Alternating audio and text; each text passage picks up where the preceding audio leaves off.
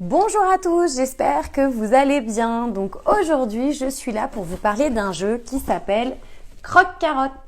Alors en fait, je voulais vous parler de ce jeu parce que c'est un jeu que j'apprécie énormément et que je trouve très bien pour jouer avec les enfants à partir de 3-4 ans. Ça dépend un peu de vos enfants. Alors, j'aime bien ce jeu pour plusieurs raisons. De un, parce que ça permet de travailler la motricité fine, parce qu'effectivement, en fait, on a une carotte et donc, quand on tombe sur la carotte, eh ben, qu'est-ce qu'on va faire? On va tourner la carotte. Et c'est vrai qu'il faut faire un peu de force pour pouvoir tourner la carotte. Donc, en fait, moi, j'ai inventé plusieurs façons de jouer à ce jeu-là, au-delà de la règle véritable. Donc, on a soit mettre en premier tous ces lapins sur la carotte, soit le premier qui met un lapin sur la carotte. Donc l'option le premier qui met un lapin sur la carotte, l'avantage c'est que du coup le jeu il est court dans le temps.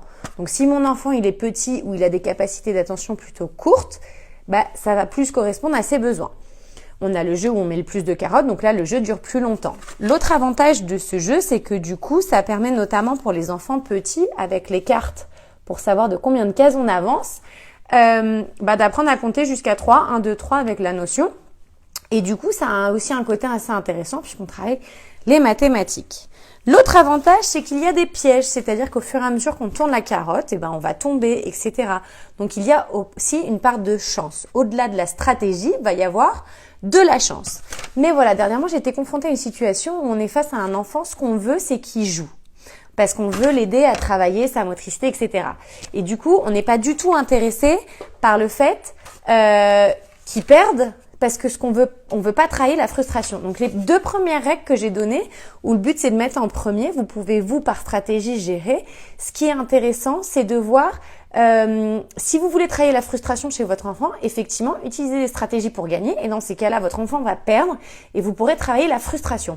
Mais parfois, il peut arriver qu'on veuille juste travailler la motricité fine, les mathématiques jusqu'à 3, les jeux de société, l'attention. Et donc, dans ces cas-là, j'ai inventé une règle de jeu coopératif. Donc, il y a plusieurs façons de le faire. Donc, ça, à vous de voir. Par exemple, on va mettre un chronomètre, 5 minutes, 10 minutes. Alors 5 minutes, ça va être un peu court, on va être plutôt sur 10-15 minutes. Et le but du jeu, ça va être entre tous de mettre le plus de lapins possible en haut. Donc du coup, on va pouvoir les stratégies. Est-ce qu'il faut en mettre plusieurs en même temps? Est-ce qu'il faut en avancer qu'un seul? Est-ce que une fois qu'il y en a un qui est sur un lieu sûr, on s'arrête? Voilà, ça va vous permettre de travailler avec vos enfants. Donc c'est vrai que moi j'utilise beaucoup le jeu au quotidien, que ce soit dans mon travail ou avec mon fils, c'est quelque chose que j'aime beaucoup, notamment les jeux de société parce que ça permet de travailler plein de choses, la motricité fine, les mathématiques, concentration, attention, etc. Et effectivement, Croque-Carotte, c'est un de mes jeux préférés. Donc voilà, dites-moi si vous l'utilisez chez vous. Est-ce que vous l'utilisez? Est-ce que vous aimez? Est-ce que vous avez déjà pensé à une façon de jouer à ce jeu de façon coopérative? Donc j'attends de vos nouvelles et je vous dis à très vite. Bisous!